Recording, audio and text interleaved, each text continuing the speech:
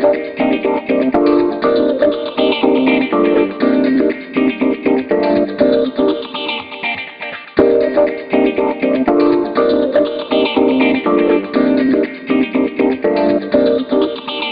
dando vuelta a varias cosas. Una primera, digamos, en Guatemala hay comunidades en las cuales se asemeja el mundo de las palabras con el bosque. La idea es la existencia de un bosque de palabras. O sea que las palabras, el lenguaje, la comunicación, ¿no es cierto?, la posibilidad de comunicarnos a través de las palabras, es algo muy parecido al bosque, porque a medida que vas penetrando,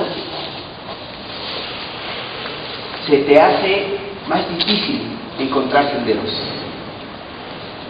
Entonces, la idea allí es que entre comunidades distintas que comparten el mismo idioma, ¿no es cierto?, hay una relación ahí entre idioma y etnicidad que es distinta a la que existe, ¿no es cierto?, en los Andes.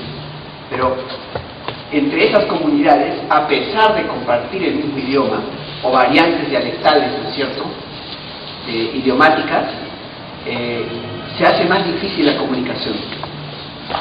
Más difícil aún es la comunicación con los que no son indígenas, o sea, con los que no son mayas. Y más difícil aún puede ser la comunicación con los que ni siquiera son guatemaltecos, ¿no es cierto? Es decir, la idea del bosque invertida como mapa para establecer relaciones con el mundo, no solo hacia adentro del propio mundo de uno, sino hacia afuera. Y tengo la impresión que la chuntan compañeros de Guatemala, porque todo el mundo de las palabras es un mundo de espejismos, pero por algunas razones algunas palabras terminan convirtiéndose en algo más que espejismos, terminan convirtiéndose en campos semánticos de lucha de significados. Y lo que creo es que con la idea de interculturalidad lo que ha ocurrido es eso. Creo que es muy seductora la propuesta de Guillermo, ¿no es cierto?, y la asumo en una vertiente del debate, que es la vertiente que creo con toda legitimidad puede cuestionar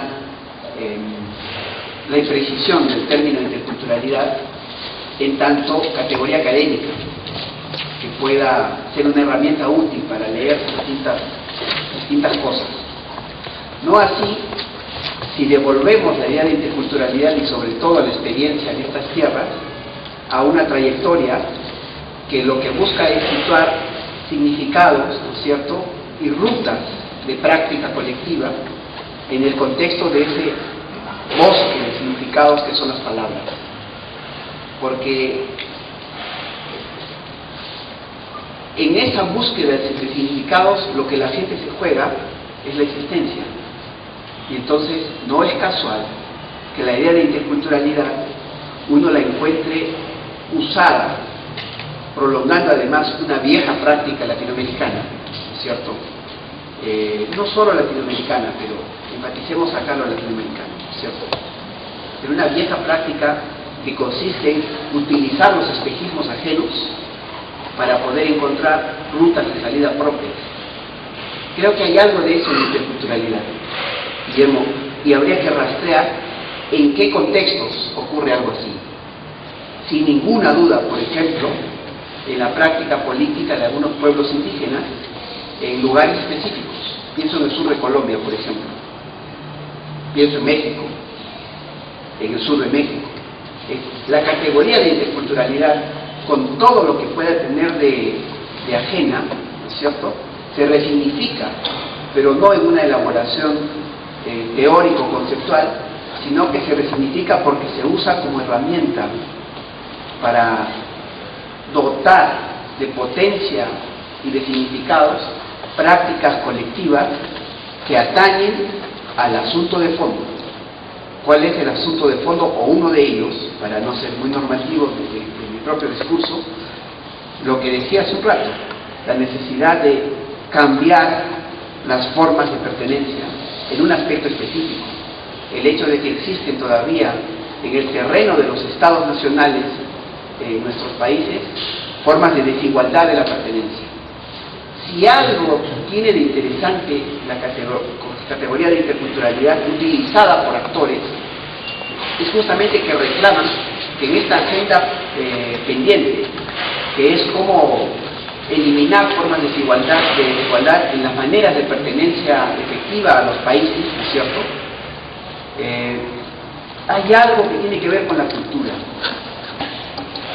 El énfasis de la palabra interculturalidad en lo de cultura y en lo de inter, creo que resulta muy seductor, porque permite justamente adentrarse en ese bosque, ya no de palabras, sino en ese bosque de formas de pertenencia distintas, que son los países, atravesados absolutamente por formas de desigualdad, de exclusión, ¿no es cierto?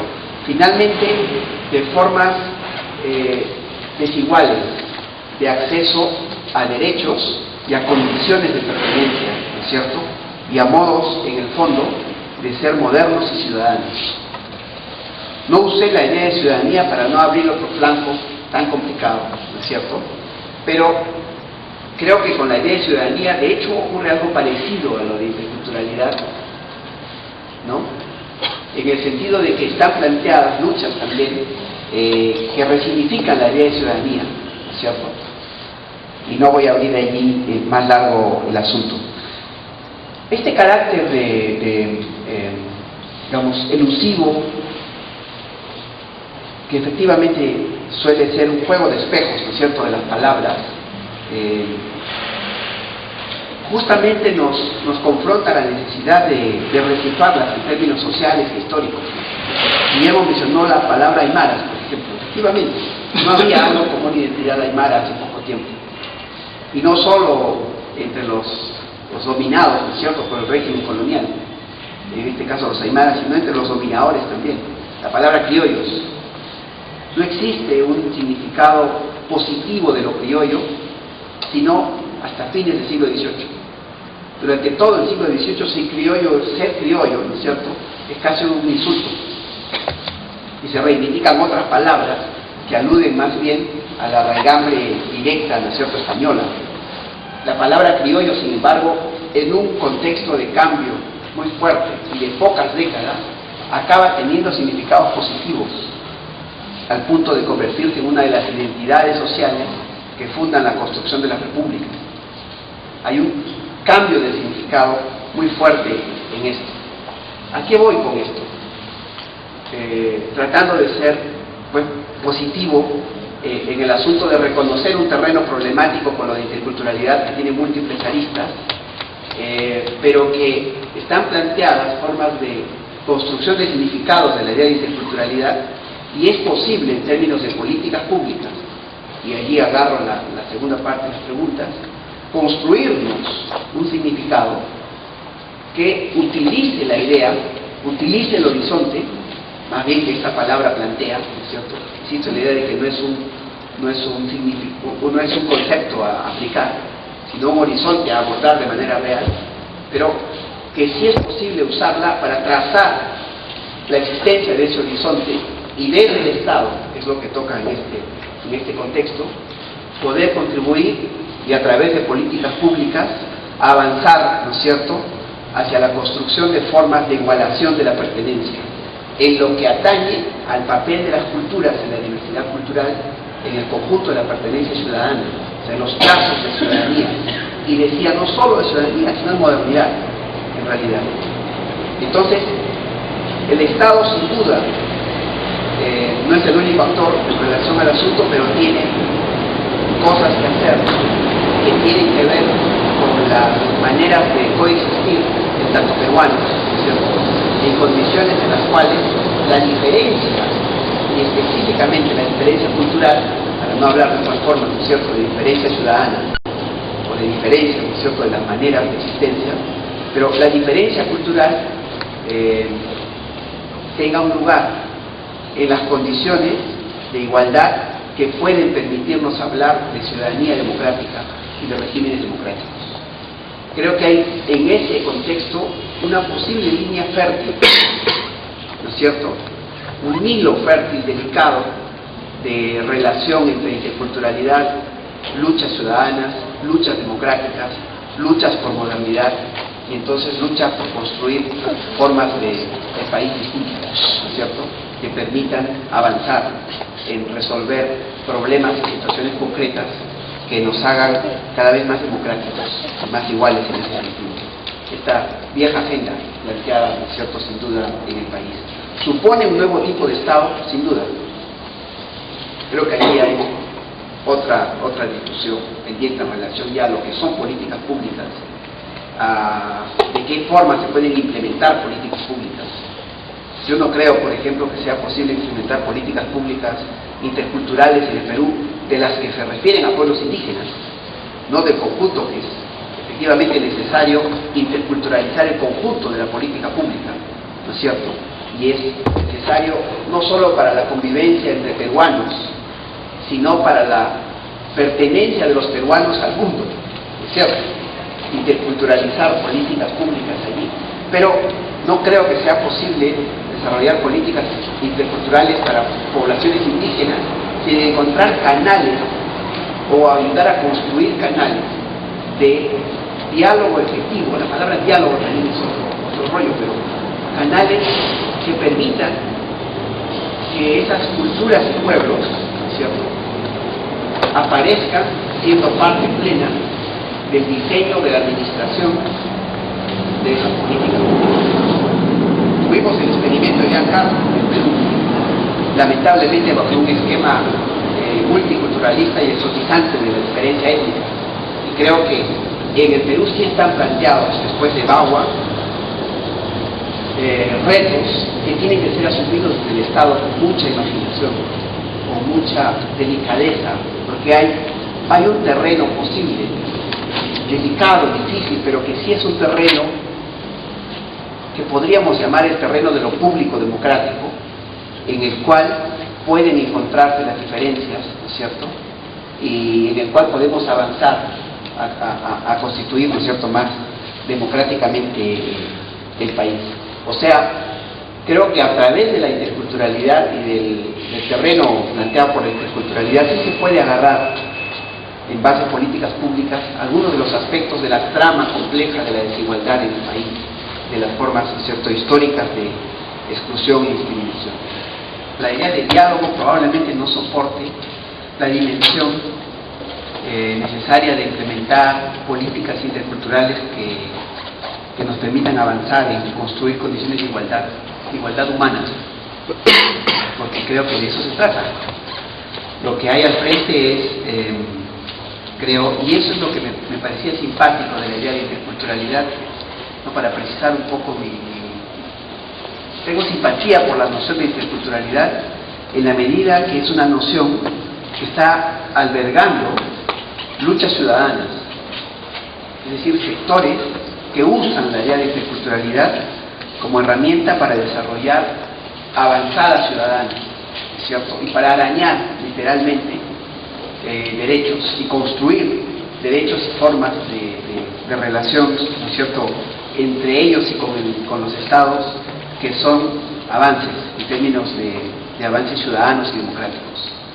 Al mismo tiempo, creo que el terreno de la interculturalidad puede ser un terreno fértil desde las políticas públicas, justamente para avanzar en ese camino también.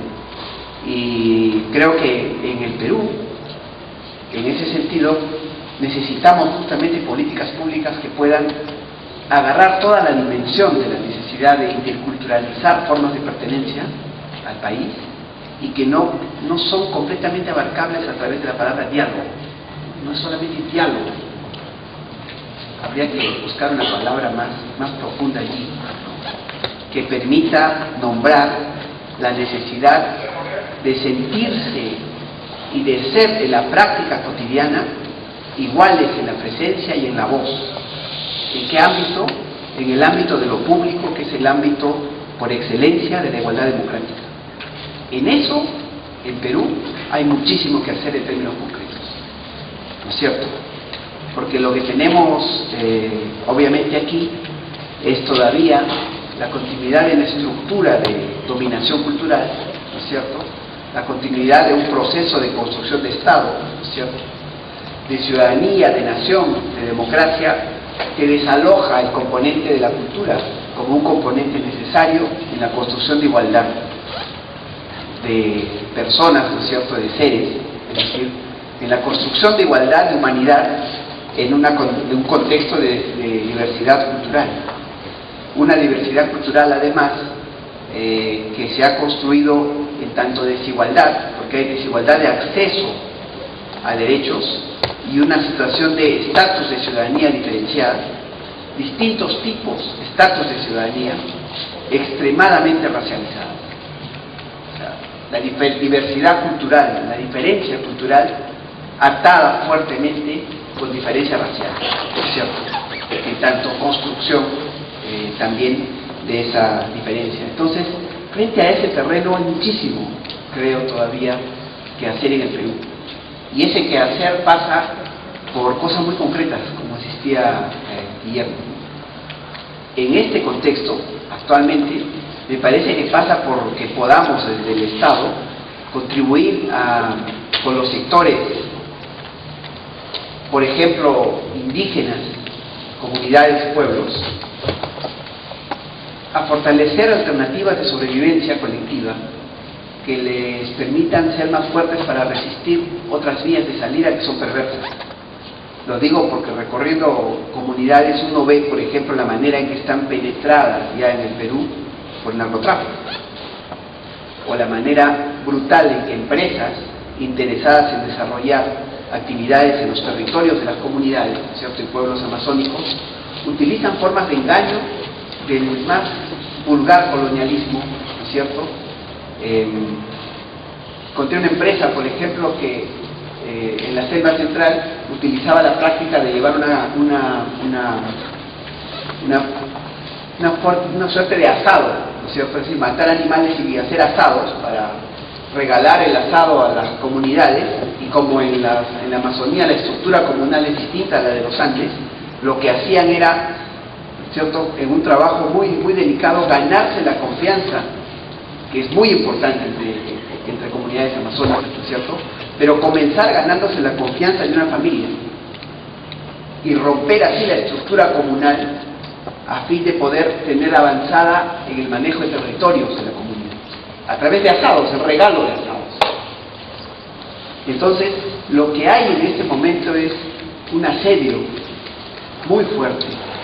Creo que es una especie de nueva invasión sobre territorios comunales, y tenemos que ser capaces desde el Estado de contribuir a la búsqueda de alternativas que se articulen con la demanda de pueblos y comunidades por igualdad, que incluye la posibilidad de que sus ideas de progreso, desarrollo, modernidad, que pasan, por ejemplo, por utilizar sus recursos en los términos que ellos deseen, ¿cierto?, y en relación con el mercado de manera concreta, puedan dar alternativas viables. Si no, lo que tenemos es un proceso de desestructuración comunal de la peor manera, y no solo de las comunidades, sino en realidad de la presencia de la construcción de país. Creo que en diversos lugares en el Perú ya existen territorios en los cuales la idea de soberanía del Estado es bien discutible. Territorios en los cuales hay ya una forma cotidiana de vida mafiosa, ¿no es cierto?, atravesada por la mafia, y en la que las comunidades acaban siendo un ingrediente activo de eso. En Bolivia, en la jerga de los antropólogos bolivianos, ya se habla ahora sin problemas de narcoaños, y en el Perú creo que podría hablarse en algunos lugares ya de narcocomunidades, es decir, comunidades cuya reproducción pasa por la vinculación a economías ilegales, no solo la de la coca, por cierto, pero pongo como ejemplo lo de la coca, y que resultan dando alternativas a los jóvenes interesados justamente en salir de sus comunidades, ¿cierto?, para remontar la estructura de discriminación y desigualdad tan fuerte que todavía tenemos.